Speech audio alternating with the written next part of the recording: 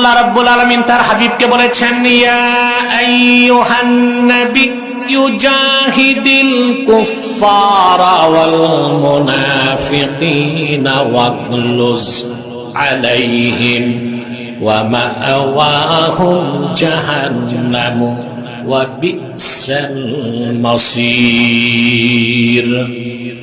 আমার দোস্ত মুহাম্মদ সাল্লাল্লাহু আলাইহি সাল্লাম, আপনি কাফের আর মুনাফিকদের বিরুদ্ধে জিহাদ করুন। সুবহানাল্লাহ বলবেন। ওয়াগলুজ আলাইহিম, আর তাদের ক্ষেত্রে কঠোর নীতি অবলম্বন করুন। সুবহানাল্লাহ। কাফের মুশরিকদের ক্ষেত্রে কি অবলম্বন করুন? কঠোর নীতি।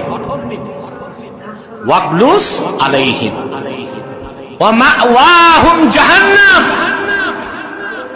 আর কাফের মুশরিকদের জন্য রয়েছে জাহান্নামের কঠিন শাস্তি। তাহলে কাফের মুশরিক বেঈমানদের বিরুদ্ধে আল্লাহর হাবিব মুহাম্মদ সাল্লাল্লাহু আলাইহি ওয়াসাল্লামকে আল্লাহ তাআলা কঠোর নীতি গ্রহণ করতে বলছেন কিনা বলেন? তে কাফের মুশরিক বেঈমানদের বিরুদ্ধে কাফের মুশরিককে দাওয়াত দেবার ক্ষেত্রে শিথিল পন্থা কথা বলেন, মুসলমানদের শরীয়ত মানার ক্ষেত্রে মধ্যপন্থা, আর আল্লাহর দ্বীনকে সাহায্য করার জন্য কাফের মুশরিকের বিরুদ্ধে হচ্ছে চরমপন্থা। ঠিক কিনা বলেন?